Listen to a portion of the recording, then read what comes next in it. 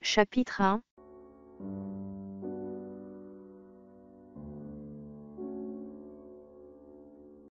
Sur la route, malgré la pluie, en direction du sud, le 15 tonnes de la Société provençale de transport filait à vive allure.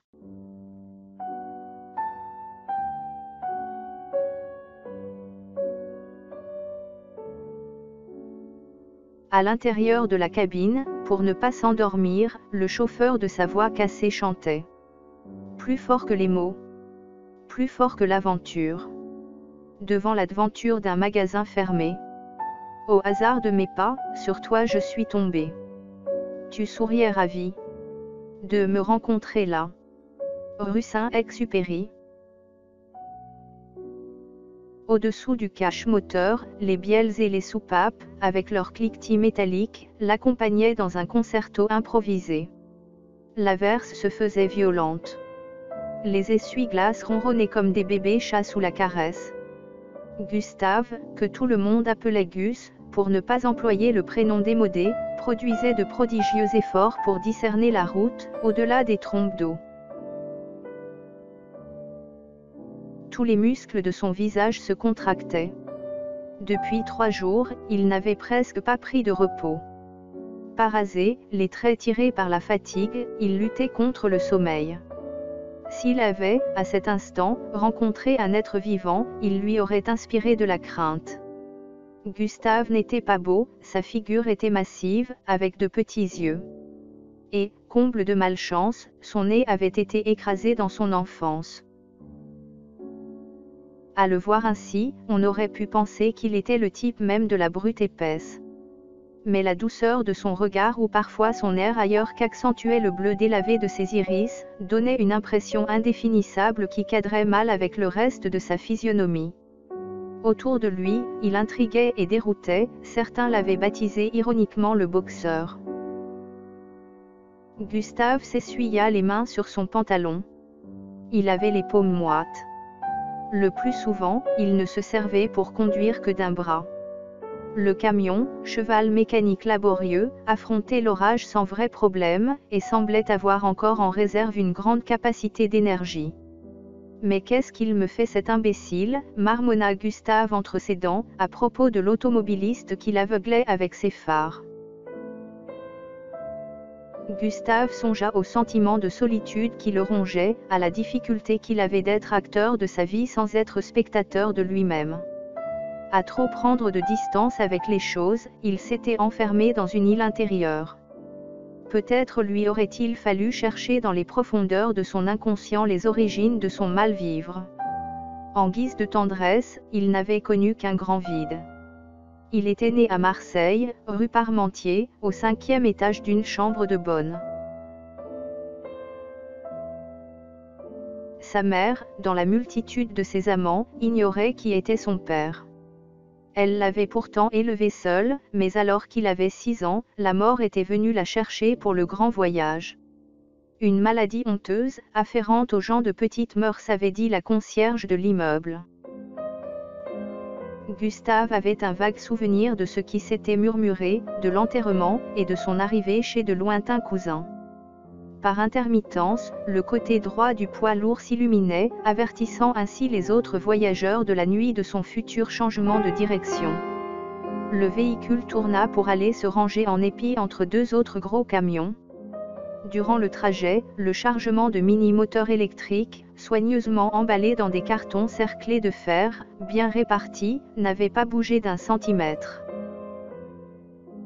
Gustave ouvrit la portière, d'un bond il rejoignit le sol détrempé, et courut sous les gouttes jusqu'à une zone abritée.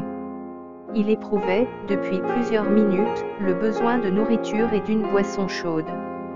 Au volant, il avait rêvé d'un sandwich au jambon beurre, et aussi d'un énorme chocolat fumant, il en avait senti l'odeur taquiner ses narines. Il s'était même vu tremper des croissants croustillants dans le liquide. Enfin, il allait pouvoir se rassasier. Gustave repoussait toujours les haltes, aux limites de ses possibilités physiques. Il cherchait à avancer sans cesse, réduire le temps qu'il fallait pour parcourir les distances. il avait conscience de jouer un jeu dangereux. Mais le temps était de l'argent, et l'argent lui procurait une certaine aisance. Gustave poussa la porte de verre. Le restaurant était presque désert.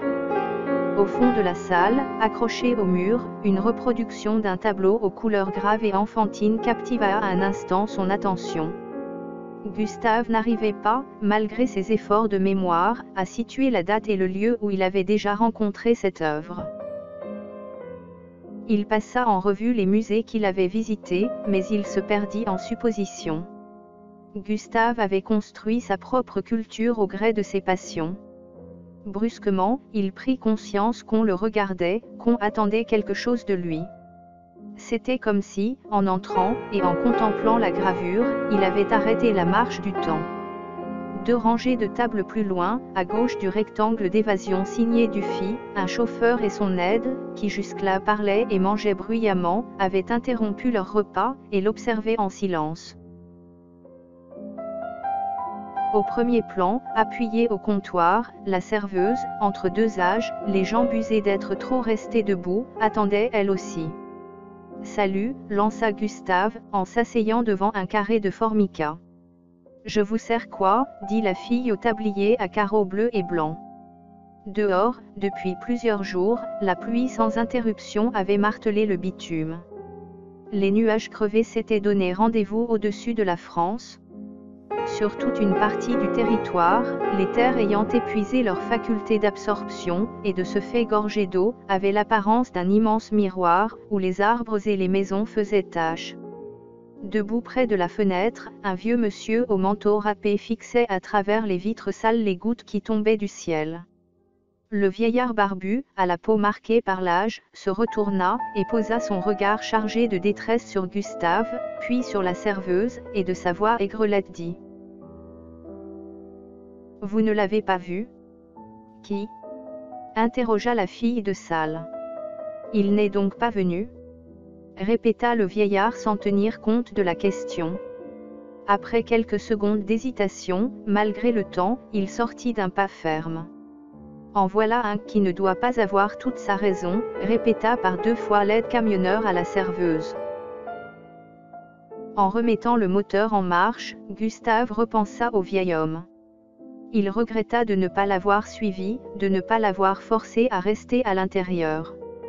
Il devait avoir de gros problèmes, et il n'avait rien fait. Et ce n'était même pas un temps à mettre un chien à la rue. Gustave reprit la route, l'atmosphère du relais l'avait impressionné. Il conduisait machinalement. Son esprit avait dérapé dans les grandes questions, n'était-il pas lui aussi comme le promeneur, qui, après avoir saisi l'appel au secours de la personne en train de se noyer, continuait son chemin, pour ne pas mouiller son joli costume, par peur d'être mêlé à des ennuis, par timidité ou indifférence, en regardant, de la berge, la main suppliante qui de temps en temps réapparaissait. Gustave mit en marche la radio. Une musique rock agressive envahit la cabine. À la recherche d'une autre fréquence, il tourna le bouton. Des réfugiés politiques parlaient de leur pays envahi par les chars. En les écoutant, Gustave imagina une colombe saucissonnée avec de la ficelle. Sommes-nous des hommes libres ? Notre système de vie n'était-il pas déjà une prison ? Quelques kilomètres après Valence, dans la vallée du Rhône, en pleine campagne, Gustave aperçut dans la lueur de ses phares, une forme qui faisait de grands signes au bord de la route. Par prudence, Gustave leva le pied de l'accélérateur. Une fille trempée, les cheveux courts, coupés à la garçonne, faisait du stop. Gustave écrasa la pédale du frein. Le poids lourd s'immobilisa bruyamment.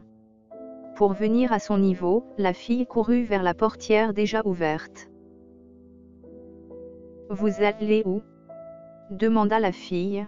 « Plein sud, plus précisément Marseille, » lui dit-il en souriant. Elle lui tendit son sac à dos, et elle monta avec souplesse dans la cabine. Elle s'installa au bord du siège.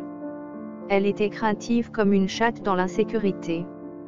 Lorsque le véhicule passait sous les éclairages publics, Gustave profitait furtivement de la lumière, pour détailler sa jeune passagère. Il en appréciait, en la devinant en partie, la finesse empreinte de fraîcheur. Son inspection ne s'arrêta pas au visage, il remarqua les jeunes seins, que dévoilait à demi, en épousant les formes, un tricot de couleur. La fille portait un jean serré, et aux pieds une paire de baskets. La parfaite panoplie de la petite lycéenne, pensa Gustave. Il avait constaté que c'étaient les gamines vêtues de cette façon qui l'attiraient le plus. Il était en admiration devant sa beauté. Il regretta leur écart d'âge, qui rendait toute possibilité de rapport physique impossible. Il avait 28 ans et elle paraissait avoir dans les 16 ans. Depuis le départ, elle n'avait pas desserré les dents. Pour rompre le silence qui se faisait lourd, il l'interrogea. « Comment vous appelez-vous » ? « Marie, répondit-elle. « Marie, c'est un beau prénom, lui dit-il. En l'écoutant, elle triturait nerveusement ses mains. À ses pieds, dans l'ombre, sur le tapis en caoutchouc, une flaque d'eau s'était formée. De nouveau, il n'y eut plus de paroles échangées, chacun s'interrogeait sur l'autre en regardant sur le bord de la route les arbres défiler. Gustave refusa l'impasse dans laquelle était tombé le dialogue. Pour sortir de la situation, à court d'imagination, il l'interpella bêtement. « Sale temps, n'est-ce pas ? » « Oui, on n'en voit plus la fin, » répondit-elle en grelottant, bien que la cabine fût chauffée. « Dans quelle ville voulez-vous que je vous dépose ? Au plus loin que vous alliez ? Marseille, si cela ne vous dérange pas. » Gustave l'observa attentivement, il mettait dans ses yeux, bien qu'elle ne puisse le voir que partiellement, la douceur des premiers rayons de soleil, lorsqu'au seuil du printemps, l'astre réchauffe la nature encore hivernale. « Mais vous tremblez ? J'ai froid. » Le camion, les phares de position allumés, se rangea sur le bas-côté. La pluie venait de diminuer d'intensité. Gustave fit passer sa passagère dans la remorque, afin que tranquille, elle se change. Quelques minutes plus tard, elle ressortait de derrière les cartons qui lui avaient servi de vestiaire. « Voilà, dit-elle, je suis au sec. Vous n'auriez pas, s'il vous plaît, un sac plastique, pour mettre mes affaires mouillées ?» Gustave referma la grande porte blanche. À cause du pullover qu'elle avait mis, il ne put s'empêcher de la trouver risible, il lui descendait presque jusqu'aux genoux et les manches trop longues avaient été remontées. Le véhicule repartit, Gustave augmenta un peu plus le chauffage de l'habitacle. La nationale était très animée. Des lumières, par 2, par 4, rarement uniques, se levaient entre les arbres et tels des yeux brusquement ouverts, venaient à leur rencontre, les dépassaient et s'éteignaient quelques centaines de mètres plus loin. Une douce chaleur envahit la cabine. Si ce n'était le mal de tête, Marie éprouvait un certain bien-être. Les muscles de ses jambes, après avoir souffert d'une longue marche sous l'averse, se détendaient. En s'enfonçant dans le sommeil, Marie avait l'impression que ses membres flottaient. Par moments, elle faisait des efforts pour s'accrocher à la réalité extérieure, mais son corps entier se confinait dans la torpeur. Dans la profondeur de la nuit, le camion s'arrêta à un feu rouge. Le changement de rythme des vibrations du véhicule ramena Marie à la conscience. « Il ne faut pas que je dorme, je suis en terrain inconnu, pensait-elle. Et pour lutter contre l'assoupissement, elle se mit à parler, à vider son cerveau de pensées trop lourdes. Les entendre à voix haute lui faisait du bien, la soulageait presque. Ce n'était pas spécialement à Gustave qu'elle s'adressait, non, elle parlait à elle-même, aux arbres, aux plaines, aux collines, aux maisons éclairées et perdues dans la campagne, à tout ce qui vivait, qui bougeait, qui vibrait. Elle se confiait à un grand tout universel, dans lequel elle plaçait une multitude de choses. Il est bien connu que la foule c'est la solitude, et c'est avec cette solitude qu'elle échangeait. Cette solitude qui, tel un ver dévastateur, dévorait toute forme d'espoir et lui donnait envie de pleurer. La première fois, c'était, commença-t-elle, un soir vers 6 heures. Je sortais de la salle de bain. J'étais heureuse de me sentir propre et douce comme un bébé. Je venais d'essayer une nouvelle savonnette, et je sentais, satisfaite, sur ma peau l'odeur qu'elle avait laissée. Ma mère n'était pas encore rentrée du travail. Je me promenais heureuse à travers les pièces. Mon beau-père me suivait des yeux de chasseur guettant sa proie. Je l'ignorais. Soudain, alors que je passais près de lui, il me prit dans ses bras. J'eus l'impression de me retrouver dans un étau. J'étouffais. Sa bouche parvint à s'emparer de la mienne, sa langue fouilla mon palais, sa salive m'écœura. Mon estomac se contracta sous l'envie de rendre. Sous mes pieds, il n'y avait plus la terre ferme. Tout devenait mouvant, c'était un immense cratère où toutes les valeurs, jusqu'à ce jour enseignées, se bousculaient. Je parvins à me dégager et à m'enfermer dans ma chambre. Là, malade, la nausée au cœur, je vomis plusieurs fois. Était-ce cela le monde des adultes? Je n'ai rien dit à ma mère. L'univers qu'elle s'est construit est fragile. Elle est faible, et a besoin de se sentir dominée. Son amant est tout pour elle. Moi, à sa manière, elle m'aime bien, je fais partie des habitudes, du mobilier. Après la mort de mon père, elle n'a pas supporté d'être seule, et un beau jour, elle a amené Louis à la maison, Louis l'éternel chômeur qui allait vivre sur notre compte, Louis le pilier de bistrot, qui fait grincer si fort le lit lorsqu'il lui fait l'amour. Je les regardais vivre. C'est comique et atroce de voir des gens, surtout les siens, s'agiter, être victimes de leur passion, de leur manie. Je me sentais supérieure. Supérieure n'est peut-être pas le mot. Différente, oui, différente chaque jour davantage. Leur monde n'était plus le mien. Je n'étais qu'un zoom de caméra qui les prenait dans son champ de vision. Je n'avais plus de vie réelle, j'étais devenu un automate aux heures bien réglées. J'avais mis ma matière grise en sommeil. Je m'efforçais de ne pas penser, d'être mademoiselle tout le monde, fut-il, 7h30, lever, 8h, métro, 8h30 travail, les mêmes gestes 9 heures durant. Chaque soir, un certain silence apportait une pierre au mur qui s'était établi entre nous. Souvent, lorsque j'étais au lit, il mettait la télévision à pleine puissance et je l'entendais hurler derrière la cloison. Je cherchais en vain le sommeil qui engloutit tout. Ces soirs-là, en solitaire, je sortais la pipe et le kiff, caché sous l'armoire, et je fumais. Hier soir, il est entré dans ma chambre, et il a posé ses mains de porc sur moi. Je lui ai donné un coup de genou dans les parties. Il était fou de douleur. Il m'injuriait, en me disant que j'allais passer à la casserole. J'ai réussi à fuir, il m'a poursuivi dans les escaliers. Dans la rue, plusieurs fois, il a failli me rejoindre. Je me suis cachée sous un camion en stationnement. Il est passé sans me voir, j'avais très peur. J'entendais dans ma poitrine mon cœur battre. J'étais en nage. Au bout de quelques minutes, je suis sortie. J'étais un peu rassurée qu'il ne m'ait pas trouvée. Puis, je réalisai comme une évidence que j'avais déjà décidé depuis longtemps inconsciemment de partir. Mon éloignement était définitif, les mains vides, démunies, enfin presque, car je suis retournée à l'appartement récupérer en douce des affaires. J'ai pris la route. Rester à Paris n'était pas une bonne solution, j'ai des amis, mais pas des vrais, des leurs que l'on garde, pour se donner l'illusion de ne pas être seul. Je crois que pour refaire l'essentiel, une nouvelle naissance est plus facile, en partant de zéro. Il me faut changer de lieu. La distance cela estompe peut-être les mauvais souvenirs. Vous ne pouvez pas savoir, ce que j'aimerais avoir la tête vide. À mesure qu'elle s'exprimait, sa voix se faisait plus vibrante, plus grave. En bordure des cils, des larmes se formèrent, puis elles glissèrent sur la peau, en entraînant un restant de mascara. Gustave était touché par sa détresse. Il l'avait écoutée en silence. Il savait les mots de consolation qu'il aurait dû dire, mais il était trop ému pour les formuler. Il ressentait une envie folle de la prendre dans ses bras, de la serrer contre lui, comme si elle avait été un petit enfant qu'il aurait eu à protéger.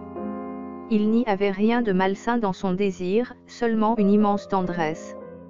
Il aurait aimé lui caresser le visage, parcourir de ses doigts ses joues mouillées, lui faire comprendre, autrement qu'avec des phrases toutes faites, sans promesse de lendemain, combien en cet instant, il était proche d'elle. Mais aurait-elle compris ? N'était-elle pas, elle aussi, issue de l'univers de béton, avec ses froides cités dortoirs accrochées au ciel, ses usines grises crachant des fumées noirâtres, ses supermarchés où l'on peut même trouver l'amour défiguré des poupées gonflables, son monde mécanisé, pseudo-civilisé, aliéné, où chaque geste peut être vécu par l'autre comme équivoque. Gustave se sentait impuissant et de ce fait, il ne fit, ni ne dit rien. Les essuie-glaces avaient cessé leur ronronnement. Le ciel était devenu uniforme, débarrassé de toutes ses impuretés. Des rayons pâles, presque blafards, disputaient progressivement à la nuit les derniers recoins d'ombre. La nature tout entière, pour saluer le jour, s'agitait. Les couleurs prenaient de l'éclat et Marie découvrait de ses yeux curieux le sud de la France. « Vous n'avez pas faim ?» interrogea Gustave. « Peut-être, je ne sais pas, et puis je n'ai pas d'argent. » « Cela ne fait rien, aujourd'hui c'est mon jour de bonté, je paye, » dit Gustave. Plus tard, ils purent s'attabler, face à face, devant 2 cafés fumants. Elle mangeait un croissant, et lui la dévorait du regard.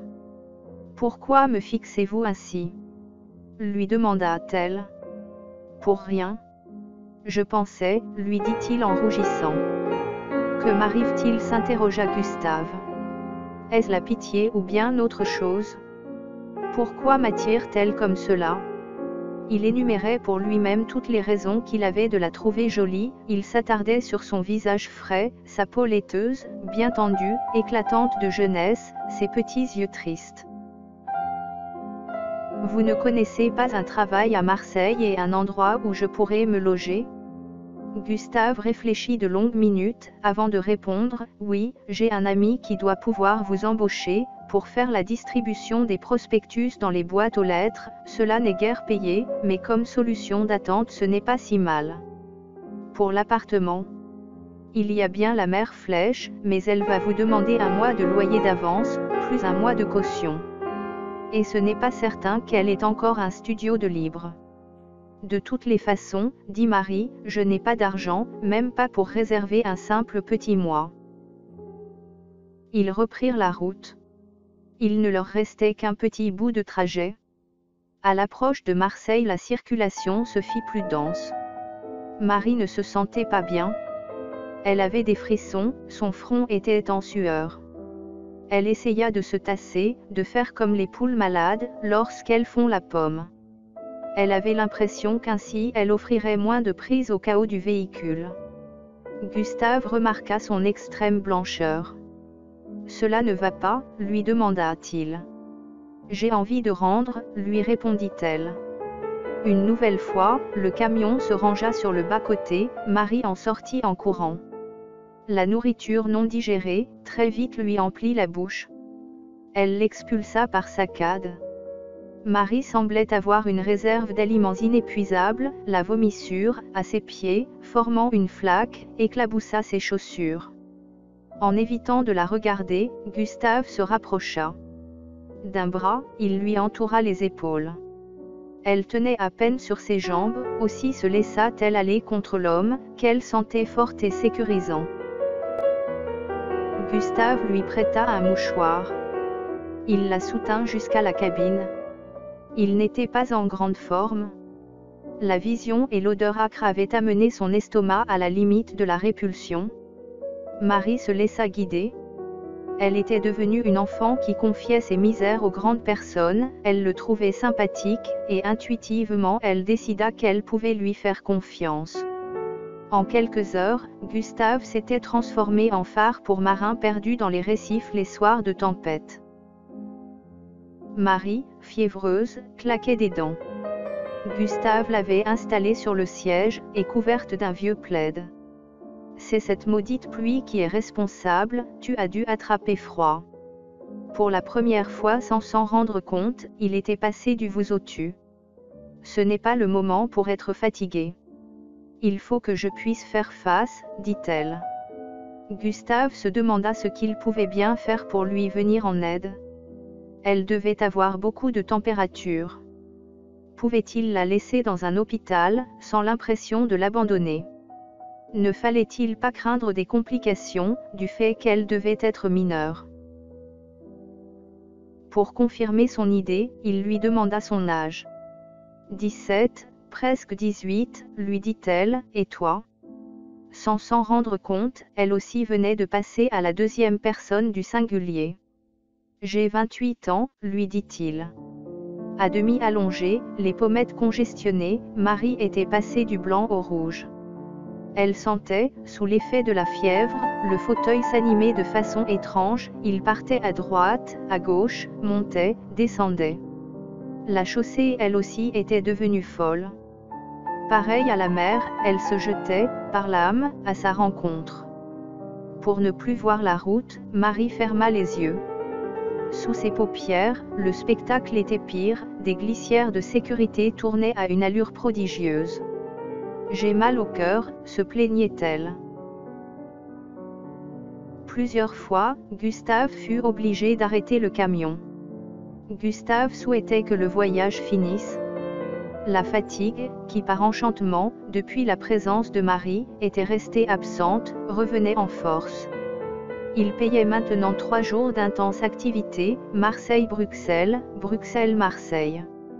Insidieusement d'abord, puis d'heure en heure plus violemment, des courbatures s'étaient emparées de ses reins, et avaient rendu la position assise douloureuse. Gustave souffrait aussi de ses bras. Le volant était devenu difficile à manier. Ce soir, pensa-t-il, les marchandises embarquent, plus que quelques kilomètres et enfin le repos. Sans trop se poser de questions sur les incidences que cela pouvait avoir sur sa vie, Gustave décida d'emmener Marie chez lui. Marie de son côté, sous les contraintes physiques, l'esprit en déroute, cherchait la respiration au plus profond de son corps. Ah! Mes tempes, je ne sens plus mes tempes. Pourvu que je n'ai pas une nouvelle crise. Sur le moment, Gustave n'essaya pas de décoder ce qu'elle voulait dire. Le poids lourd quitta la départementale, traversa, en évitant le centre-ville, différents quartiers de Marseille, et enfin, après maints embouteillages, s'arrêta sur l'avenue des Cailloles, dans le 12e arrondissement. Gustave eut brusquement envie de prendre la main de Marie, mais il n'osa pas. Ne risquait-il pas de l'effaroucher? Par une porte basse, ils pénétrèrent dans une maison, à l'aspect extérieur vétuste. La demeure était grande. Elle aurait fait, bien que vieille de plusieurs générations, le bonheur d'une famille nombreuse. Suprême luxe, Gustave aimait se mouvoir dans de grandes pièces. Dans sa jeunesse, il avait eu à souffrir du manque d'espace, de ne pas avoir son coin pour s'isoler. Gustave débarrassa le lit des disques et des livres qui l'encombraient. Comme il n'était pas quelqu'un de particulièrement ordonné, il éprouva le besoin de s'excuser. Cette chambre me sert de débarras, mais parfois le divan est occupé par les amis de passage. Si j'avais su que j'allais t'accueillir, j'aurais rangé tout ce désordre. Marie ne répondit rien, elle n'était pas en état de se formaliser pour des convenances. En parfait maître de maison, Gustave recouvrit le matelas, de draps propres et de chaudes couvertures. Après avoir donné à Marie un de ses pyjamas, il sortit pour lui permettre de se déshabiller. Lorsqu'il revint, quelques minutes plus tard, Marie était déjà couchée. Le dessus de lit remonté jusqu'à la tête laissait seulement apercevoir un coin de visage. « Tiens, bois, c'est de l'aspirine vitaminée, » lui dit-il, en lui tendant un verre. La température avait dû monter, Marie était très chaude. Gustave rassura un peu la malade, puis il partit téléphoner à un médecin. Gustave retourna dans la chambre, il attendit quelques minutes. Marie semblait dormir. À pas feutrés, pour ne pas la déranger, Gustave quitta la pièce. Il descendit. Au bas de l'escalier, il ouvrit, sur les 3 portes, celle qui donnait sur la rue. Le vent s'était levé.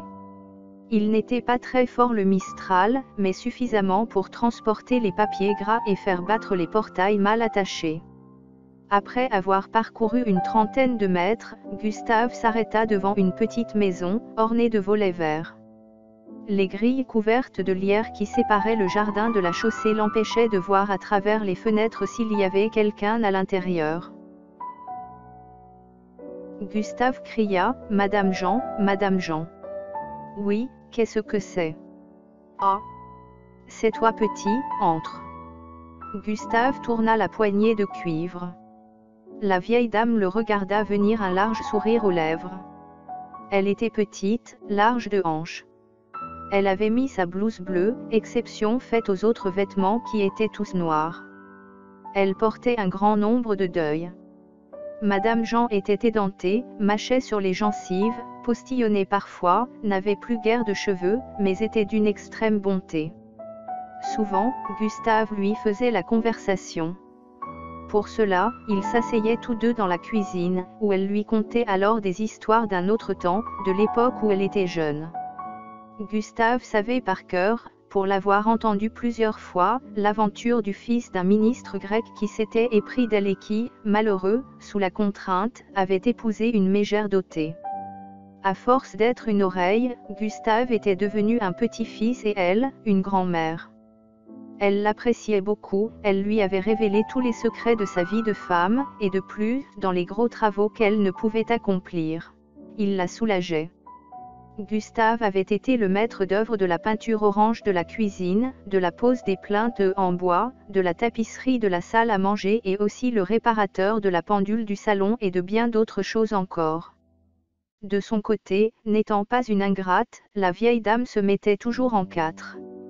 Gustave savait qu'il pouvait compter sur elle. Aussi, il n'hésita pas. « Je suis ennuyé, je dois descendre le camion au port avant midi, mais j'ai ramené une fille avec moi, et elle est souffrante.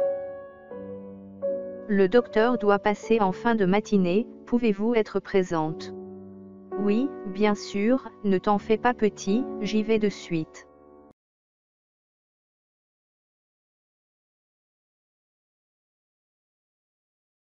Chapitre 2. Gustave regarda les vagues que faisait vivre une petite houle. Dans la mer presque calme, de deux coups de sirène, un bateau annonça sa présence. Sur les quais, les grues, échassiers de fer, déployaient leurs lignes en striant l'horizon. Au-dessus des 1000 senteurs venant des cales des navires, les mouettes et les goélands se disputaient le partage du ciel. Gustave aimait le sel qu'apportait la brise marine, et l'incessant mouvement qui agite toujours le port. Une fois de plus, il n'était pas possible de faire immédiatement peser le camion. Il devait attendre que la balance municipale soit libre. Attendre voulait dire aussi avoir le temps de contempler le paysage, voir comme sur un immense écran de cinéma l'image mouvante des petites fourmis humaines, travailleurs immigrés en tête, qui sous l'œil soupçonneux de vigiles zélés, s'affairaient autour des cargaisons. Enfin, après plusieurs heures, Gustave put remettre son chargement entre les mains des dockers. L'après-midi était déjà bien avancé lorsque Gustave récupéra sa voiture personnelle à la Société provençale de transport. Le trajet du retour semblait interminable, l'avenue de la Canebière n'avait jamais été aussi embouteillée. Mais avec persévérance Gustave laissait la ville. Gustave alla voir Marie. Elle avait les paupières closes, le sommeil rendait ses traits plus paisibles. Le nez, légèrement en trompette, qu'encadraient des joues recouvertes de taches de rousseur, paraissait humer une odeur délicate. En le regardant, Gustave s'attendait à ce qu'il s'animât. Il avait remarqué chez Marie un tic qui l'attendrissait, selon ce qu'elle pensait, ses narines se mettaient à bouger. « J'ai eu tort, songea-t-il, de l'installer ici. Elle est trop loin de moi. Cette nuit, elle peut avoir besoin de quelque chose, il vaut mieux que je sois plus proche.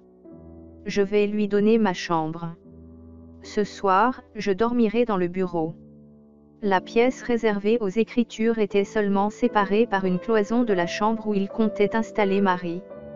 Elle n'était pas très grande. Une table encombrée de papiers, des étagères remplies de livres et un canapé lit meublaient son espace. Gustave, qui désirait avoir une revanche sur son enfance, avait entrepris, par correspondance, des études tardives. Après se dit-il, lorsque Marie sera guérie, elle montera au deuxième ou alors elle partira. Déjà, il envisageait que Marie puisse désirer rester dans ses murs. Confusément, il sentait qu'il avait envie de la protéger et rentrer avec elle dans une histoire. Il avait peur, à cause de l'affection qu'il éprouvait, de devenir étouffant. Il savait par expérience que lorsqu'il offrait son cœur, c'était sans limite.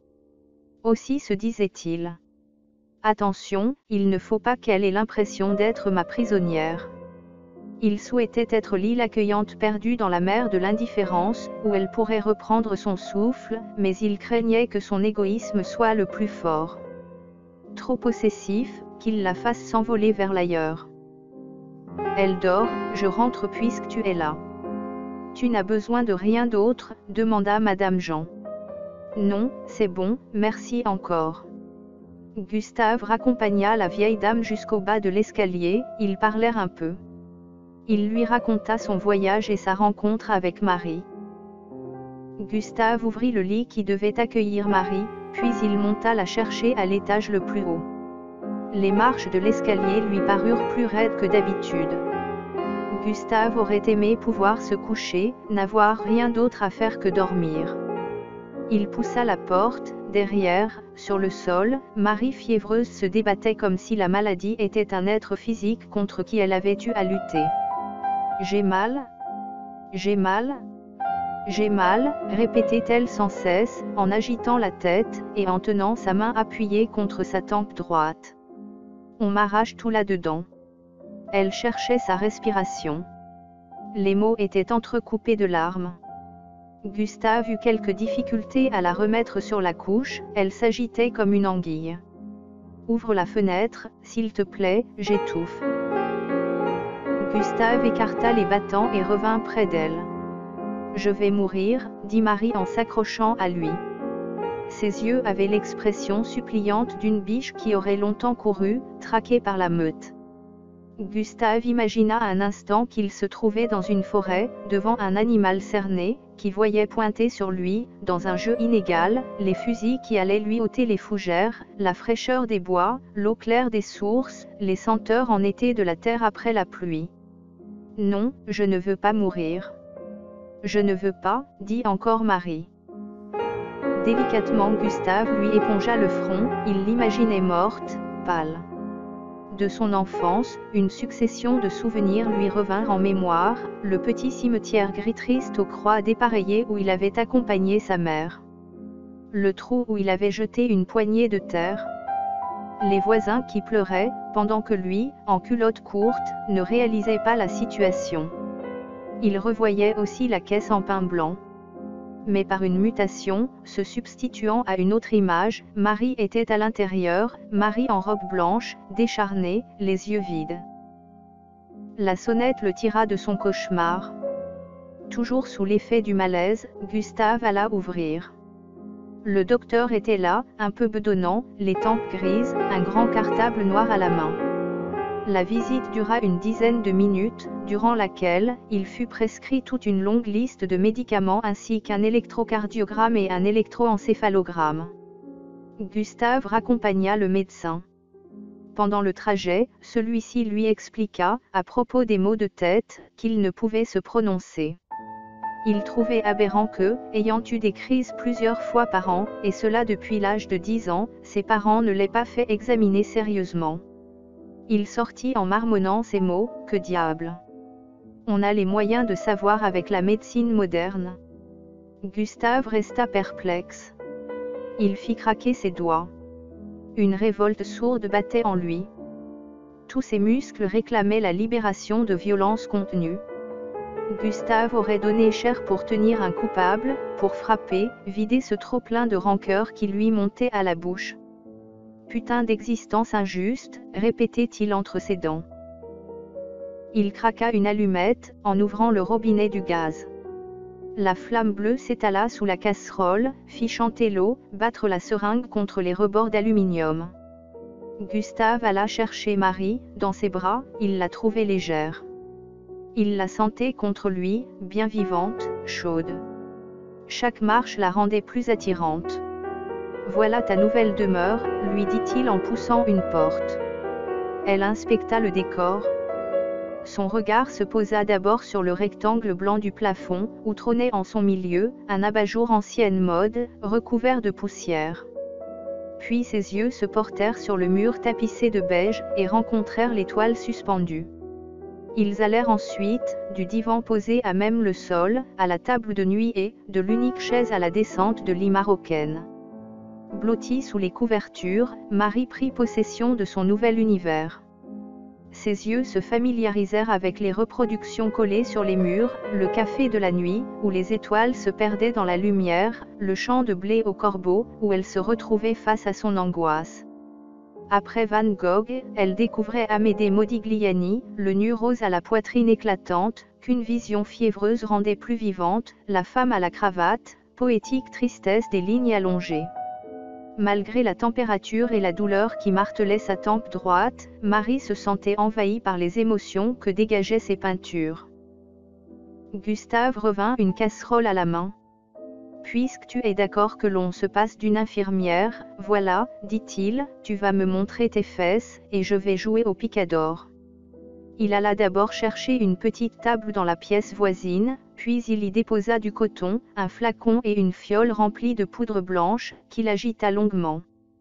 Il avait appris à piquer lors de son service militaire. Il cassa une ampoule, fit couler le produit dans la mini-bouteille, mélangea de nouveau, et ensuite tira tout le remède dans une seringue. Marie, un peu gênée, se découvrit. Avec un coton imbibé d'éther, Gustave frotta une petite zone de chair dans laquelle il planta une aiguille neuve. Le liquide sous la pression de la main pénétrait lentement dans le corps.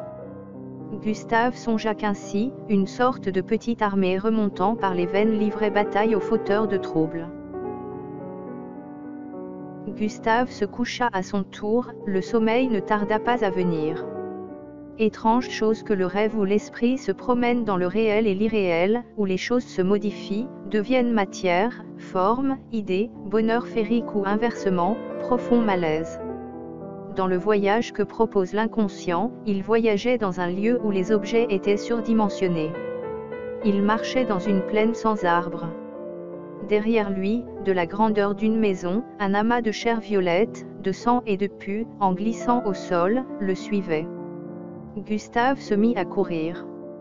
De minute en minute, la tumeur gagnait du terrain. Plus que quelques secondes, et elle fondrait sur lui. Providentiellement, un canal surgit devant ses yeux. Pour se protéger, Gustave y plongea. Il nageait en apnée, mais de temps en temps, il était obligé de refaire surface. Puis vint le moment où Gustave sut, par l'ombre projetée sur le liquide transparent, que la chose écœurante était parvenue au-dessus de lui. Malheureusement, il manquait d'oxygène et ne pouvait se résoudre à remonter. Les pulsations de son cœur diminuaient d'intensité, l'asphyxie pénétrait ses membres, il allait mourir.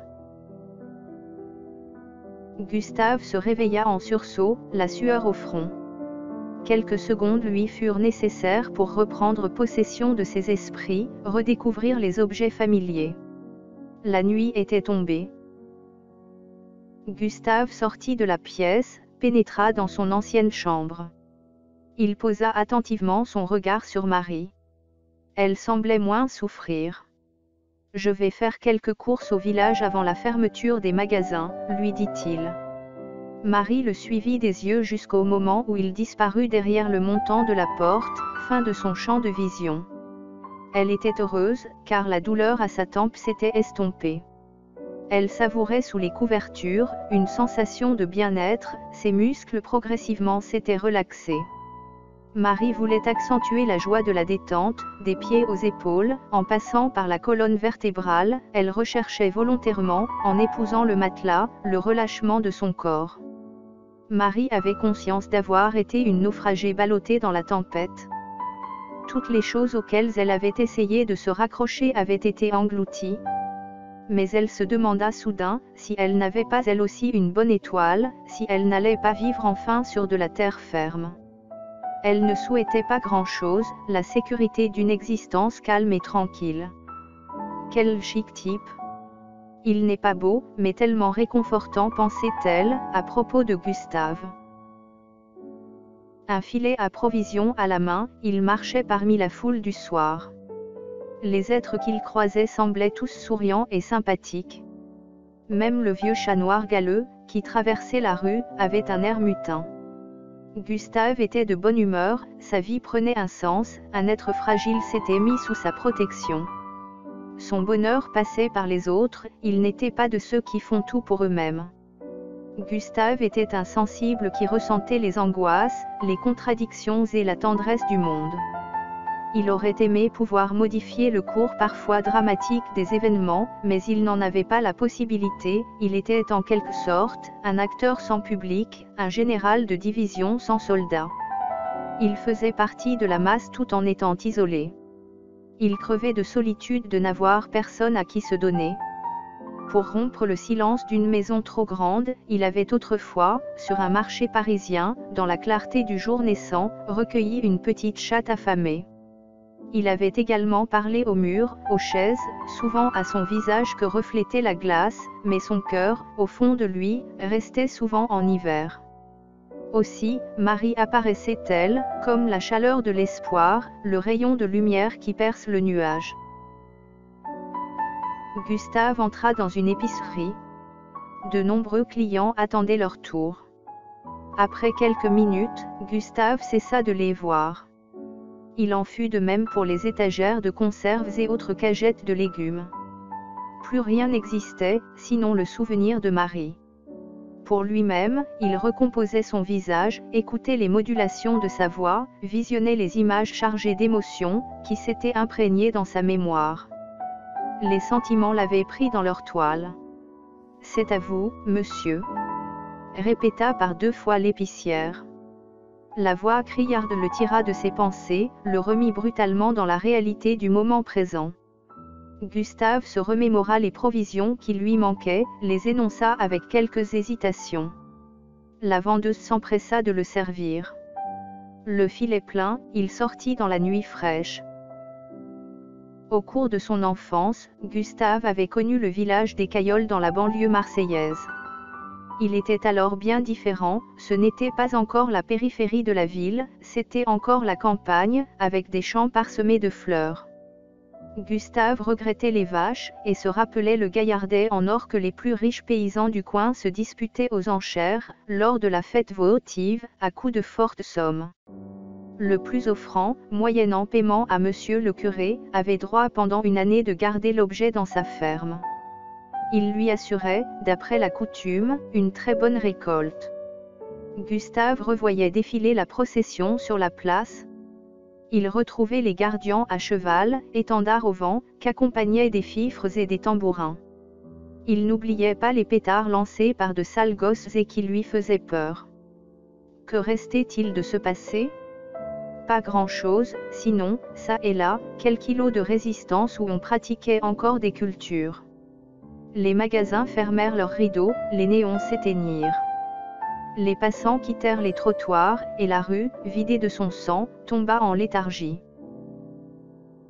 Une cuillère en bois à la main, Gustave observait la flamme bleue, produite par le gaz, lécher le fond de la casserole rouge. Il souleva le couvercle.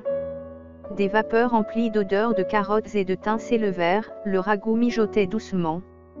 Les morceaux de viande, sous l'effet de la chaleur, s'animaient et se tordaient en frémissant. Gustave était attentif au souffle de la matière, il avait appris à reconnaître et sentir la vie des objets. C'était une sorte de dialogue, un échange sans mots, entre lui et l'armoire au craquement qui parlait. Il aimait retrouver la chaise sculptée aux lignes arrondies, la table rugueuse de la cuisine qu'il avait souvent caressée. Il éprouvait une certaine volupté à parcourir du bout de la main les veines du bois, à insister avec l'ongle sur les saillies, à glisser sur les endroits usés. Peut-être cherchait-il par-delà le matériel, quelque chose de bien plus loin, de bien plus fort. Gustave mit un seul couvert, se servit copieusement, et mangea en pensant à l'avenir. À quelques mètres de lui, après avoir bu un bouillon de légumes, Marie se reposait. Maman, la petite chatte noire et blanche, aux yeux presque humains, frottait son museau contre sa jambe, d'une main distraite Gustave la caressa. Maman lui rendit sa tendresse, elle lui fit la toilette comme s'il était un chaton. Gustave l'avait baptisée maman, car ses miaulements ressemblaient aux cris d'un enfant appelant sa mère. Gustave fut surpris du contact de la langue rugueuse. La chatte monta sur ses genoux, et câline, blottit sa tête en ronronnant contre son buste. Gustave caresse les poils sous le museau. Maman se pâma de bonheur. Dehors, derrière les carreaux, le cri strident d'une chouette effraie transperça la nuit. Gustave tendit l'oreille, il aimait entendre les manifestations de présence de l'oiseau. Si certaines personnes pensent que la chouette est symbole de malheur, pour Gustave au contraire, elle lui était sympathique. Grâce à elle, revenaient à sa mémoire des sensations agréables de son enfance. Un jour où il jouait à cache-cache dans la campagne, par un après-midi pluvieux, Gustave s'était trouvé nez à nez avec une de ces belles de nuit, emblème de sagesse. Trompée, sans doute, par son immobilité, elle s'était posée à quelques mètres de lui. Ils avaient été réciproquement étonnés de la présence de l'autre. C'était la première fois que Gustave découvrait autrement qu'en image les gros yeux ronds, le petit bec recourbé, et le plumage volumineux. L'étonnement ne dura que quelques instants, avec un coup d'aile, elle s'envola et se perdit dans l'immensité de l'espace. Gustave n'était alors qu'un gamin, mais n'avait pas eu peur. Il avait même été joyeux, bien qu'enfant, du privilège de cette rare rencontre. Ce souvenir s'était cristallisé dans sa mémoire. La chouette représentait le monde secret de la nuit, le silence et l'isolement en soi. Déjà, dans son royaume de tout petit, Gustave savait qu'il était un marginal de l'amour. L'univers parallèle des mal-aimés ne lui était pas étranger. Il s'estimait de la même race que l'araignée, la chauve-souris, le rat, tout un groupe d'êtres vivants qui parfois avaient à souffrir de la cruauté gratuite de l'homme. L'oiseau qui aurait dû l'effrayer, avait par sa présence, établi une passerelle, donné la sensation du partage de sentiments. Il avait été durant quelques secondes un miroir qui lui avait renvoyé son image, et par-delà la solitude et la souffrance, lui avait permis dans une fusion réconfortante d'exister. Le repas fini, Gustave lava et rangea la vaisselle puis il rendit visite à Marie qui s'était réveillée. « J'ai peur, dit-elle, reste un moment. »« De quoi tu as peur ? » ?»« Je ne sais pas. »« De tout, du cri de la chouette, as-tu entendu ?» En guise de réponse, Gustave remua affirmativement la tête. Marie enchaîna, elle était si près, juste sous la fenêtre. On dit chez moi, que rien que de l'entendre porte malheur, qu'elle est la fille de la grande faucheuse. Tu sais, lui dit-il, celle-ci est très gentille, elle habite depuis toujours dans les acacias. Souvent, les nuits d'été, je l'aperçois. Elle me connaît et sait que je ne lui veux aucun mal. C'est mon porte-bonheur, parce qu'elle est là, il ne m'est jamais rien arrivé de fâcheux.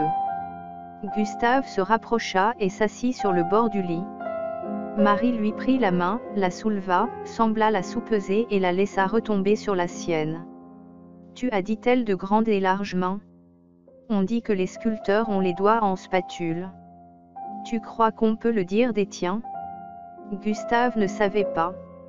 À travers ses pores, Marie sentait la chaleur magnétique qui se dégageait de la chair de Gustave. Un sentiment de complicité la pénétrait, onde bienfaisante d'une présence humaine qui s'opposait à ses angoisses en ascension. Mais cela ne suffit pas. Ouvre la fenêtre, l'air me manque. Gustave s'exécuta, puis revint prendre sa place. À intervalles inégaux, Marie respirait par de petits souffles brefs. Un jour, je finirai par mourir. Cette sensation est atroce, on dirait que tout se comprime, que l'air devient rare. Plus j'étouffe, plus je panique, et plus je panique, plus j'étouffe. Parfois, je me dis que je n'aime pas la vie, mais c'est étonnant comme affolé par le manque d'air, je m'y accroche. Quand j'allais en classe, de me voir soupirer, les professeurs s'imaginaient que j'étais une éternelle insatisfaite. Marie parla longtemps des maux qui depuis son enfance la faisaient souffrir. Il faut que tu te reposes, je vais aller me coucher, dit Gustave. Non. Ne me laisse pas seule, reste un petit moment, un tout petit instant. D'abord, tu vas éteindre la lumière qui me brûle les yeux, puis tu t'allongeras à côté de moi. tu vois, je me pousse, tu as de la place. J'ai envie d'oublier que je suis malade, de ne plus penser à ce que j'ai laissé derrière moi. Voilà, tu as gagné, lui dit-il. Gustave se déchaussa et s'allongea sur les couvertures. Le noir envahit la pièce. Ta main, lui demanda-t-elle. Gustave la lui tendit. Merci, dit Marie-Caline, en la portant à la hauteur de ses joues, là je suis bien. Une nuit printanière, parsemée d'étoiles, englobait la nature. Du lit, il voyait tout un grand carré de ciel où d'innombrables perles d'ombre scintillaient. Pour ne pas rompre la communion, ils restèrent longtemps avant de prononcer un mot. Durant ces quelques minutes d'un goût précieux, Gustave réalisa que sans convention créatrice de barrières, naturellement, il avait été amené à tenir sa main. Il se développe entre nous, pensa-t-il, quelque chose de bien plus fort qu'une simple aventure. Il la désirait. Ce corps chaud près du sien lui rappelait dans ses émotions qu'il était un homme. Il la sentait abandonnée. Peut-être ne l'aurait-elle pas repoussée, s'il avait voulu aller plus loin. Mais en dehors de l'envie d'un partage, il y avait la peur de la décevoir. Aussi, consciemment, il refoula toute idée de rapport physique, afin de n'être que tendresse disponible. Tu vois là-bas, c'est la grande ours, lui dit-il, en montrant du doigt la direction de la constellation. Oh! Je viens de voir une étoile filante, dit Marie. Je l'ai vue aussi, il faut faire un vœu. Gustave pensa très fort en fermant les yeux, pour ancrer au plus profond de lui le souhait, j'aimerais qu'elle m'aime. De son côté, Marie eut pour désir secret, qu'il me garde près de lui. Et si mon cœur cessait de battre, dit Marie soudain provocante, mon sang n'alimenterait plus mes cellules. Le froid m'envahirait, fixerait mes muscles, figerait mon visage. Je deviendrais liquide ou poussière, et toi, quel souvenir garderas-tu de moi? Arrête, Marie. Il ne faut pas délirer comme cela. Avec ses doigts, Gustave écrasa la main de Marie. Il prit plaisir à lui faire mal, comme pour la punir de ce qu'elle venait de dire. Des traces rouges marquèrent les endroits où il avait appuyé. Gustave aurait aimé se fondre en elle, lui donner cette calme assurance qui d'habitude faisait sa force. Un morceau de nuit s'écoula, Gustave pensait que leur dialogue était les paroles d'un film, et qu'il avait dû, sans s'en rendre compte, passer de l'autre côté de l'écran. Cette impression trouvait peut-être sa racine dans le langage précieux de Marie dont il était admiratif. Gustave ne comprenait pas comment, avec ses origines modestes, elle pouvait s'exprimer aussi bien. Gustave jugea qu'il devenait raisonnable de partir. « Attends, reste encore, » dit Marie en s'accrochant à son cou et en posant sa tête sur son épaule. Gustave, qui était partagé entre des désirs contraires, céda. Pour lui servir d'oreiller, il écarta un bras. « As-tu déjà aimé ?» lui demanda Marie. « Oui, » répondit-il, et il retrouva dans sa tête les images de l'Allemagne, avec Karine et Véronica, Velbert et la zone industrielle au ciel gris pollué. Pendant son service militaire, Gustave avait connu une jeune femme. Elle avait une fille. Libéré, il était parti les rejoindre et s'installer avec elles à Bremerhaven. Gustave n'était plus dans la pièce. Il revivait un à un ses souvenirs, et plus spécialement un certain jour d'automne, où sous une pluie légère, il avait marché dans la nuit tombante, serrant contre lui l'enfant, qu'il voulait protéger, avec sa chaleur, du crachin humide. Gustave ressentait à travers le temps, l'émotion qu'il avait eue au moment où il avait voulu recouvrir la tête de l'enfant, désespoir de n'avoir que des mains nues, pleines de misère. Les images défilaient, les derniers badauds du soir et les lèches vitrines, les ouvriers tardifs qui regagnaient leur chez eux. En rêve, Gustave revivait la scène du moment où il s'était perdu, il descendait une rue à la recherche d'un signe qui lui ferait reconnaître sa route. Plus bas, lui semblait-il, vers le port. Une sorte d'angoisse s'était insinuée en lui. Il parlait très mal l'allemand et ne connaissait pas la ville. Il savait seulement que Véronica, la mère de Karine, l'attendait dans une maison aux volets verts, quelque part près des quais. Il vivait depuis quelques mois avec elle, sans savoir s'il l'aimait vraiment ou s'il éprouvait pour cette fille triste une grande affection. Il s'était demandé s'il ne se servait pas d'elle comme d'un objet lui permettant de fuir sa solitude. Parfois, lorsque Gustave dormait avec elle, il l'entendait dans ses rêves appeler un autre homme. Elle avait vécu un amour douloureux et brûlant qui lui avait laissé une profonde blessure mal cicatrisée. À cause de Karine, Gustave ne voulait pas se séparer de Véronica. Il savait que s'il rompait avec la mère, il ne verrait plus la fillette. Il s'était attaché à elle, comme à quelqu'un d'indispensable. Elle était blonde, avec un tout petit nez et de grands yeux très sombres. Il donnait à ses 5 ans une allure grave. Gustave revoyait la rue se peupler de noctambules, il se rappelait le groupe d'individus, qui, en état d'ébriété, s'étaient approchés de lui, menaçant. Il avait eu peur et s'était réfugié avec l'enfant à l'intérieur d'une porte cochère. Il était resté longtemps aux aguets, puis un battant s'était ouvert, et un homme habillé de noir était entré. Gustave en français s'était adressé à lui. Providentiellement, l'individu lui avait répondu dans cette langue. Il lui avait indiqué son chemin, et devant ses hésitations, l'avait raccompagné jusqu'à la maison où Véronica les attendait. Quelques jours plus tard, Gustave avait trouvé la maison au volet vert, vide. Qu'était-elle devenue?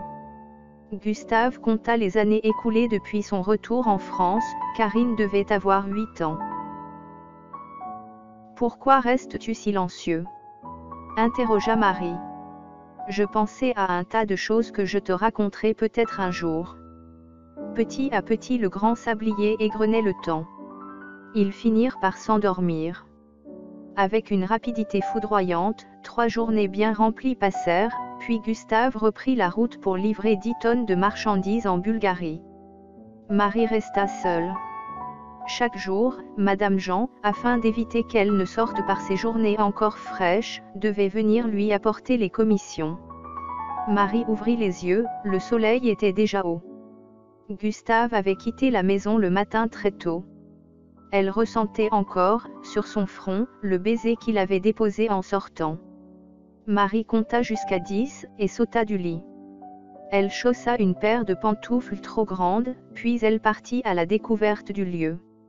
Elle entra directement dans la salle à manger, évitant volontairement la salle de bain et le bureau qu'elle connaissait déjà. La pièce était vaste et abondamment meublée. Il y avait 2 fauteuils de cuir usé qui avaient été achetés chez un brocanteur, une banquette-lit, une map-monde, et, posés sur des cubes de bois, une chaîne stéréophonique ainsi qu'une centaine de disques. Comme un enfant découvre un nouveau jouet, Marie s'empressa de sortir d'une pochette un rond de vinyle qu'elle mit sur l'électrophone. La musique de Félix Mendelssohn emplit alors le lieu. Les romances sans paroles pour piano se succédèrent. Marie remit plusieurs fois le saphir, sur celle en fa dièse mineur opus 30 numéro 6, qui lui donnait la chair de poule. Sa sensibilité, qui était à la fête, vibrait comme une lyre. Après Mendelssohn, elle écouta d'autres morceaux du répertoire classique. La musique la faisait voyager, la soulevait avec la puissance d'une lame de tempête, la projetait dans les airs, la transportait au paradis de l'émotion intense. Marie était très réceptive à l'expression des notes, elle n'était plus un canard sur terre, elle était devenue un oiseau qui volait entre les cimes des arbres, entre les saisons, léger comme un souffle d'air. Les paysages se succédaient.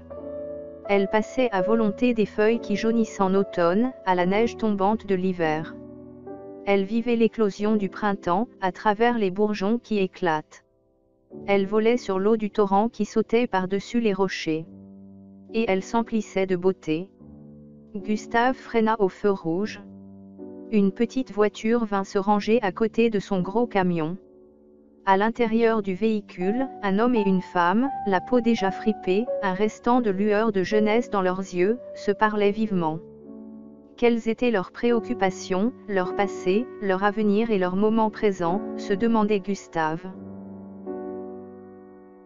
Les 2 vieillards ignoraient qu'ils symbolisaient à ses yeux, dans l'instant, les visages anonymes qu'ils croisaient au fil des routes. robe grise, costume noir, jean peau de pêche, cheveux courts, cheveux longs, sous toutes les apparences, pensa Gustave, il doit se cacher des milliers d'êtres plus ou moins géniaux, et quelques maris. J'ai, songea Gustave, peut-être rencontré mon autre moitié, sans la voir. J'ai certainement croisé des gens qui auraient pu m'apporter beaucoup, et aussi des chiens perdus sans collier, auxquels je n'ai pas tendu la main. Gustave réfléchit aux barrières de l'incommunicabilité. Il regrettait qu'il ne soit pas permis, à cause des normes établies, de s'adresser à quelqu'un dans la rue de cette façon. « Pardon monsieur, pouvons-nous nous entendre, parlons-nous le même langage ?» Au volant, Gustave rêvait éveillé. Ah! Si les mots n'existaient pas, s'ils étaient remplacés par des ondes émises par le cerveau, où chacun pourrait lire dans l'autre comme dans un livre ouvert, et sentir facilement ceux de sa véritable espèce. Le feu rouge passa au vert. Il embraya, passa la première et repartit dans un nuage pollueur. Marie pénétra dans la cuisine bleue. La pièce n'était pas très belle. À 10 cm du plafond, une tuyauterie de plomb qui assurait, dans le reste de la maison, la distribution d'eau, faisait le tour des 4 murs. Au fond, à droite de la porte d'accès à la salle à manger, se trouvait un escalier qui conduisait du rez-de-chaussée à l'unique chambre du 2e étage. À gauche, une table en formica entourée de 2 chaises et d'un tabouret chromé occupait une grande partie de l'espace. Un évier blanc surmonté d'un chauffe-eau à gaz, une cuisinière, un réfrigérateur, un petit placard où se logeait la vaisselle et les aliments, complétaient le reste de la pièce, qu'éclairait une fenêtre habillée de rideaux à fleurs. Marie prit l'escalier, et descendit les marches jusqu'aux 3 portes. Elle ouvrit la première, et la referma précipitamment. Une bouffée d'air froid venant de la rue, lui sauta au visage. Elle tenta la deuxième, et accéda au garage. Il n'y faisait pas très chaud. Le vent s'engouffrait à travers le rail du rideau métallique. Une lumière pâle, diffusée par une baie vitrée donnant sur le jardin, mettait en évidence l'univers graisseux de la mécanique. L'établi gris-bleu était encombré de bidons d'huile, de boulons, d'écrous, et d'autres objets, qui pour elle, paraissaient plus ou moins mystérieux. Il s'étendait sur 2 mètres, en longeant le mur. Il était surmonté d'une planche parsemée de clous où s'alignait, avec la régularité d'une armée lors d'une parade, un bataillon de clés plates et de clés à tubes. Sous lui, en vrac, une culasse, une pompe à eau, une boîte à vitesse, un cardan cassé attendaient, ayant fini leur règne, d'être amenés par quelques ferrailleurs au fourneau. Là, il pourrait, avec des matières nouvellement extraites de la terre, sous une autre forme, renaître à la vie. Marie ouvrit la 3e porte. Elle se trouva devant une petite pièce vide, voûtée comme une chapelle. Marie se mit à chanter. Sa voix douce, habituellement de faible portée, se multiplia en puissance, et telle une élève soprano faisant sa gamme, modulant les sons avec un extrême plaisir, elle alterna les aigus et les graves. Les murs, d'une sonorité exceptionnelle, réfléchissaient en semblant les accroître, les ondes sonores. Dans le réduit rose, il y avait un battant de bois verrouillé. La clé était sur la serrure. Avec une curiosité grandissante, Marie la tourna. Le verrou résista, grinça, puis s'ouvrit. Une grande salle avec des réduits adjacents se présentait à ses yeux. En ressentant une émotion quasi religieuse, Marie foula, dans la fraîche humidité, la terre battue, son cœur battait vite. Cette cave, au plafond en arc brisé, où jadis devaient cohabiter de nombreux fûts de vin, l'impressionnait. Les tonneaux avaient été remplacés par des débris de meubles rustiques et baroques. De vieilles parures, ainsi que d'antiques objets du monde agricole, pêle-mêle, formaient une sorte de musée de la génération précédente. Accrochés au mur, un harnais et une selle usagée, sous plusieurs couches de poussière, rappelaient l'ancienne présence d'un cheval. Une porte à 2 battants, au sommet arrondi, correspondait avec le jardin. Il s'étendait environ sur 700 mètres carrés. La majeure partie de sa surface était occupée par un enchevêtrement d'arbres et d'arbustes, qui maintenait certains endroits toujours ombragés. Avec l'aide d'un peu d'imagination, la végétation donnait à ce coin de terre l'aspect de la brousse sauvage. Marie réintégra sa chambre, la visite l'avait épuisée. Allongée sur le lit, elle s'efforçait d'atteindre une bienfaisante décontraction. Elle commença par les pieds, puis vint le tour des jambes, du buste, des épaules, de la tête. En partant toujours du bas, elle essayait de percevoir, avant de passer à la section supérieure, toutes les parties qui formaient la vie organique et musculaire de son corps. Elle ne tarda pas à s'endormir. Durant quelques minutes ce fut le vide absolu, un sommeil sans rêves apparents. Un bruit extérieur, anormal, trancha de sa présence la routine des sons ordinaires. En sursautant, elle se réveilla, se leva, essaya de marcher. La tête lui tournait. Elle renonça à aller voir à la fenêtre ce qui se passait dans la rue. Elle se recoucha. Le matin, elle avait eu une température normale.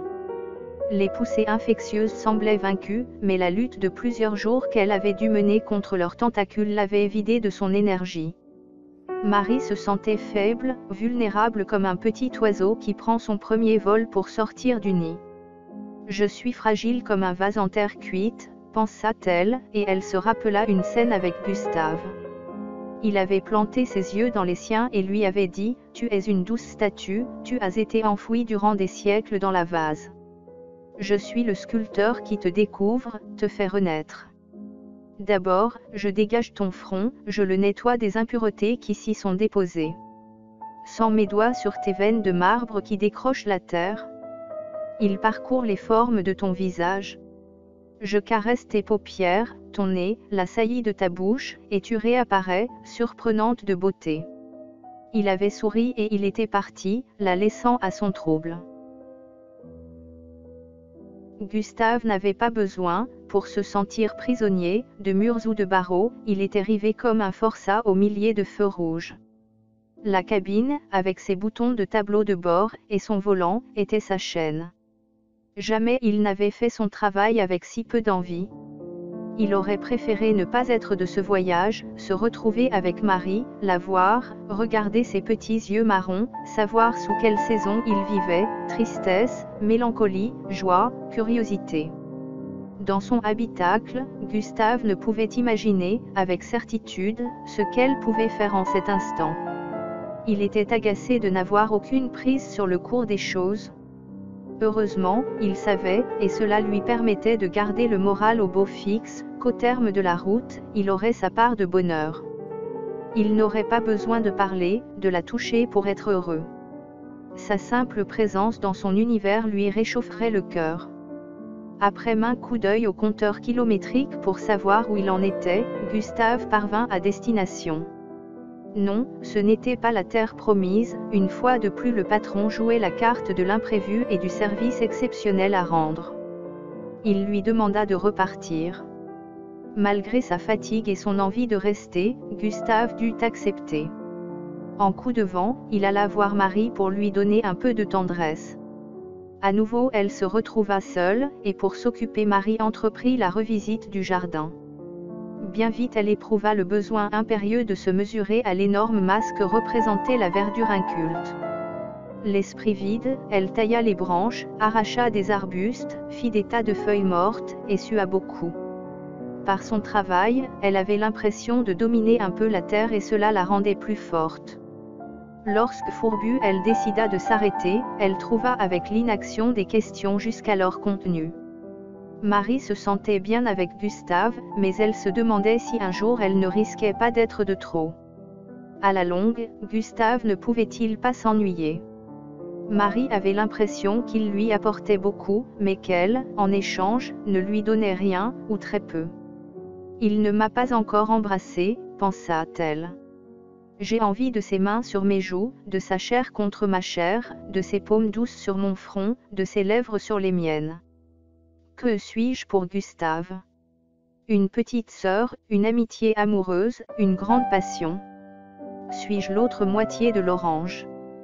Pourra-t-il s'abreuver, se désaltérer en moi de la soif d'amour? Elle aimait la comparaison, elle se souvenait de l'histoire qu'un clochard, l'année précédente, lui avait racontée. Entre deux gorgées du litre de vin rouge qu'elle lui avait offert, il lui avait dit: Tu vois petite, il y a, dans le royaume de l'ombre, un géant très fort. Il est le fils d'un météore qui passait par là, et sa mère est Vénus. Depuis la nuit des temps, l'Hercule est marchand d'oranges, avec ses mains dotées d'une force prodigieuse, il les coupe en deux. Aucune part n'est semblable. Lorsqu'il a, paraît-il, coupé toute sa provision d'un jour, il prend une demi-orange, et par un procédé dont il a le secret, la place au hasard du monde, dans le cerveau d'une petite fille âgée de moins de 10 ans, puis avec l'autre moitié, il fait de même dans la tête d'un petit garçon. Ensuite, il leur souffle dessus, et alors naît dans leur cœur, la soif d'amour et de tendresse, qu'ils ne pourront rassasier, que s'ils se rencontrent. Toute mauvaise interprétation entraîne la solitude ou un bonheur imparfait. Marie passa une grande partie de la journée à philosopher sur l'amour, sur la mort, sur la vie qui éclate de sève ardente et qui parfois la faisait chanter. Les heures se succédèrent, remplies de gestes simples. Le lendemain, Marie prit le chemin de l'hôpital, pour des examens.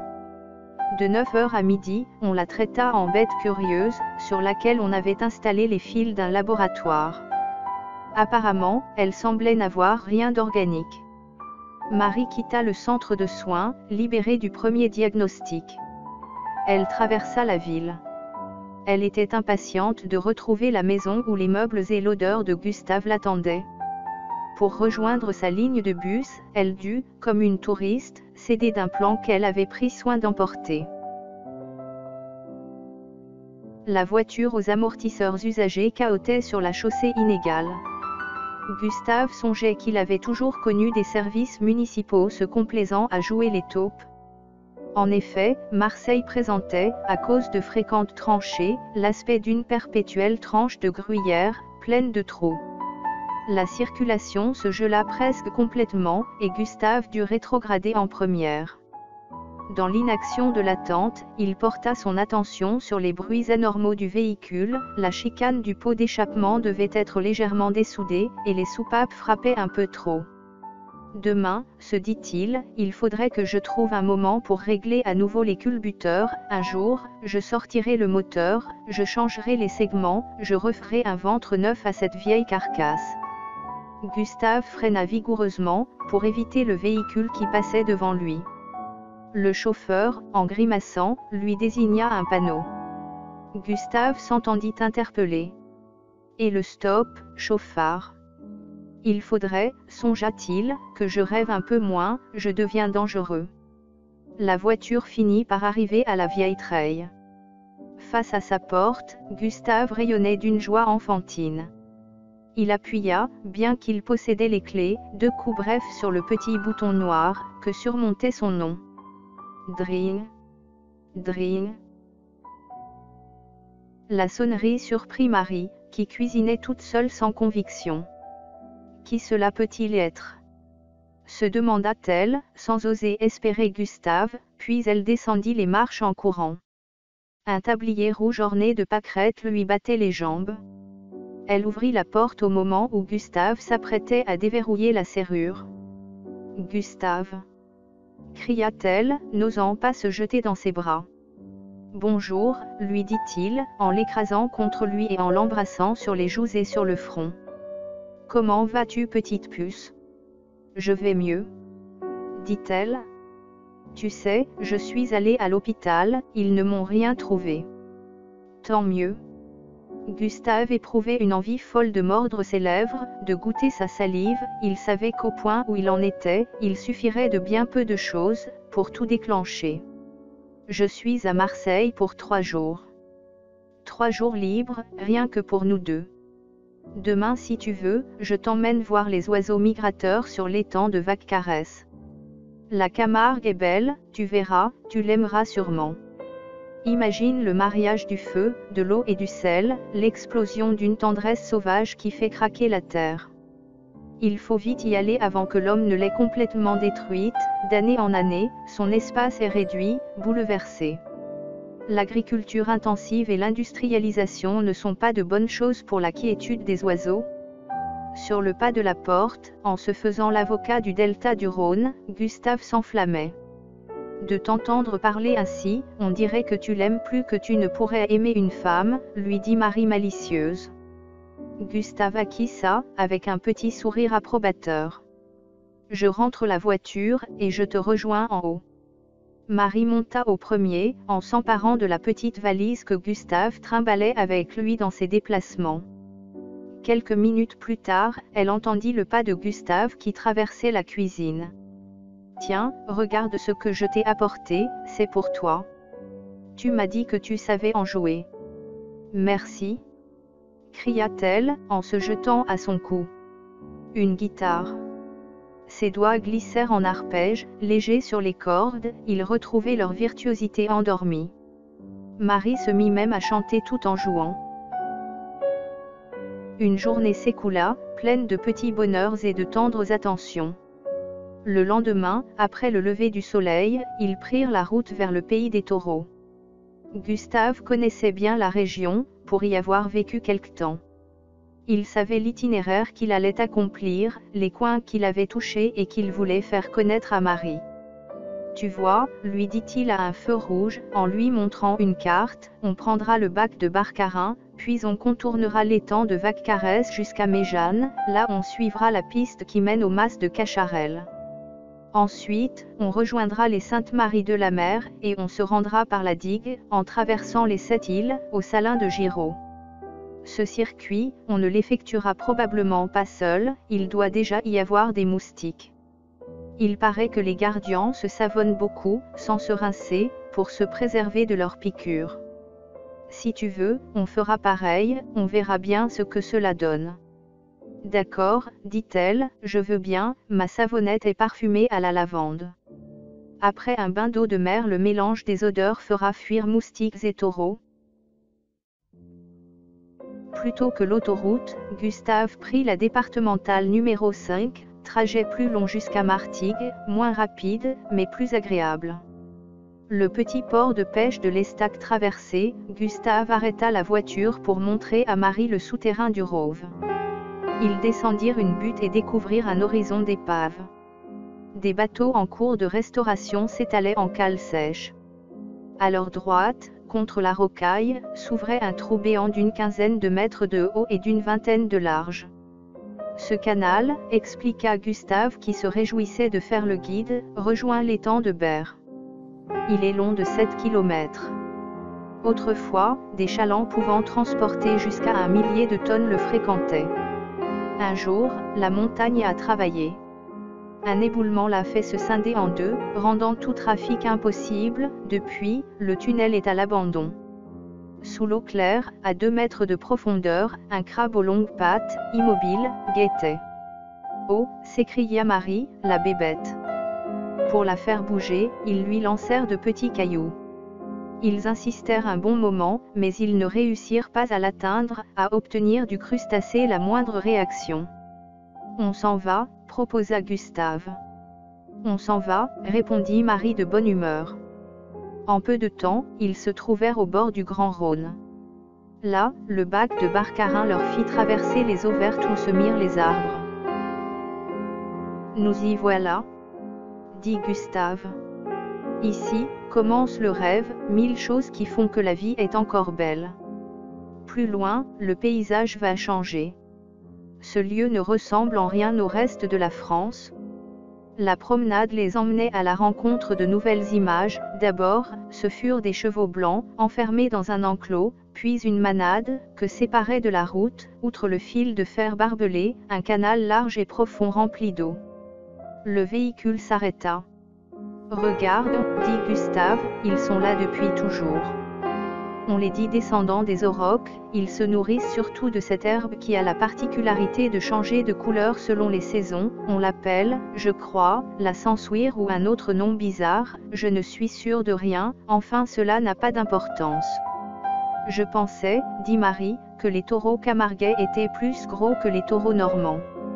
Non, ils sont plus petits, moins massifs, mais ils ont beaucoup de force et de grâce. Regarde, ils ont tellement de muscles que l'on dirait que leur peau va éclater. Pour préserver leur fougue, les manadiers s'efforcent de les maintenir sauvages. Il les élève libres, au milieu des vents, non asservis, orgueilleux. Ils vivent ici, dans des conditions presque identiques à celles qu'ils ont dû avoir dans les temps reculés. Un soleil lumineux donnait toute la pureté des couleurs, et l'autel un miroir reflétait en des scintillements mouvants son éclat. Gustave et Marie assistaient avec émotion à cette rencontre des éléments. C'était une fête, et les embruns, en caressant leurs visages, les faisaient participer à cette communion. Dans les roseaux qui bordent le grand vague caresse, tout vibrait, tout vivait. Le sel dans l'eau se mélangeait à la terre, comme ils auraient eux-mêmes voulu se fondre à chaque parcelle de l'horizon.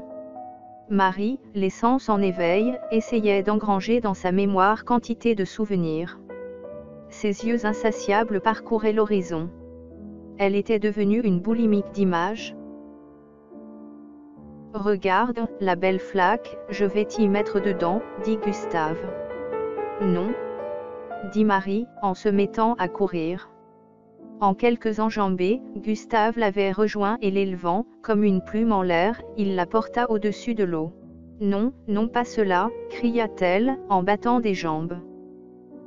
En la sentant gigoter contre lui, Gustave comprit par le contact qu'elle serait bientôt sienne. Troublé, le visage grave, il la déposa à terre, au sec. À partir de Méjeanne, jusqu'aux ranches de Cacharel, une piste peu carrossable, en longeant le royaume des oiseaux, donne un aperçu de la vraie Camargue. La voiture s'y engagea. Ce fut le rêve. Une aigrette immaculée, de son vol particulier d'échassier, les survola un moment pour se perdre un peu plus loin dans les salicornes, à l'abri de leurs regards. Marie, dans un tourbillon de ravissement et de bonheur, fraîchement initiée à la beauté du paysage, se laissait emporter par la magie. Avec Gustave, elle entrait dans une autre dimension de la perception. Le magnétisme de l'eau donnait aux formes et aux idées des contours inhabituels. Le dehors était proche du dedans, leur moi avait intégré l'environnement, et l'environnement les avait intégrés. Les reliefs des alentours faisaient partie d'eux, ils en éprouvaient, selon les images où se posait leur regard, de la joie, de la souffrance ou de la nostalgie. La voiture les emmena sur une longue bande de sable. Entre deux dunes, ils montèrent leur tente. Le mistral qui s'engouffrait dans le couloir ainsi formé venait tourbillonner autour d'eux. Plusieurs fois, la toile faillit leur échapper des mains, et s'envoler, remplie d'air telle une montgolfière. Sur le rivage, à une centaine de mètres d'eux, la mer mugissante, en des mouvements répétitifs, se jetait sur le sable. À chaque passage, elle laissait sur des kilomètres des trésors de cristaux et de coquillages. Par endroits, la Méditerranée, que des courants contraires faisaient s'établir là où on s'y attendait le moins, creusait le sol. Elle était une amante passionnée, aux mains possessives qui éradaient la côte, laissant la marque de son profond amour. Ailleurs, généreuse, elle reformait les masses. Le vent, lui aussi, depuis toujours jouait au même jeu, fait, défait, refait. Devant ce paysage mobile, Gustave aurait aimé être capable de saisir l'ensemble du climat, images et sensations, afin de pouvoir le transporter sur les murs des villes, à l'entrée des usines et dire à la tête des gens gris et tristes, « Je vous donne la beauté ». Après avoir rangé les duvets et les couvertures, s'être préparés pour affronter la nuit qui pouvait être encore un peu fraîche, ils partirent à la découverte des environs.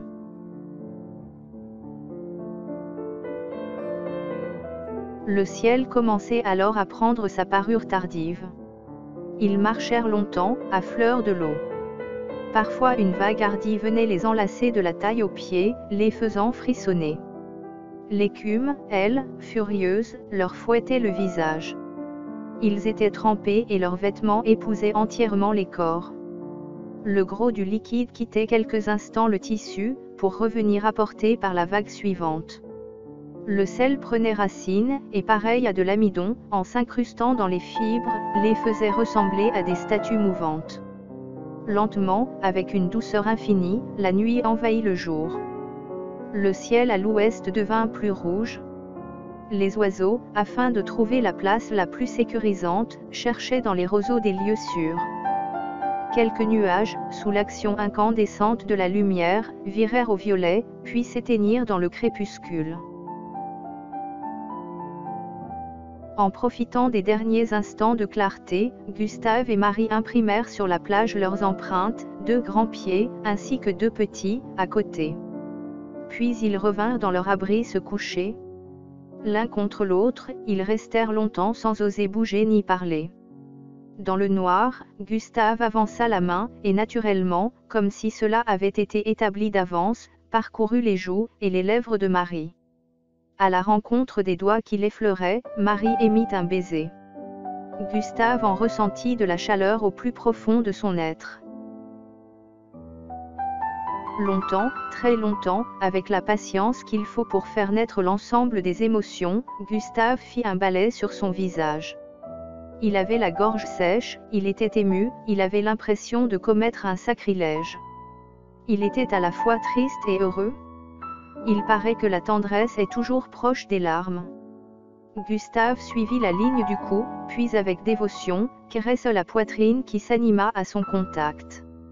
Une nouvelle naissance s'opérait, d'une telle force, que Gustave en fut troublé. La reproduction du tableau qu'il avait accroché au mur de sa chambre lui revint en mémoire, le nu rose de Modigliani, avec les seins qui semblaient éclater et traverser la toile. Doucement, son visage se rapprocha de celui de Marie. Il chercha sa bouche. Elle avait un goût chaud et salé. Ils étaient arrivés tous les deux au point des ambivalences, et étaient partagés entre la poésie qui vit dans la tête, et le matériel du corps. Sans le savoir consciemment, ils avaient peur en s'aimant physiquement, de perdre une certaine intensité de ce qu'ils vivaient. Pourtant, un flot de passion les poussa l'un vers l'autre. Ils recherchaient tous les deux la plus complète union. Chaque parcelle d'épiderme devait rencontrer celle de l'autre, et se fondre en une seule masse, en un seul corps. Le bonheur devait les engloutir et les transporter vers un monde où tout était plus beau. Marie haletait en sentant les lèvres vivantes de Gustave dans son cou, elle s'accrochait à lui comme on s'accroche à un radeau dans la tempête. Gustave aurait aimé pouvoir arrêter les pensées dans son cerveau, n'être que la perception de la chair de Marie. Un plaisir profond et sauvage les surprit, et les laissa anéantis, vidés.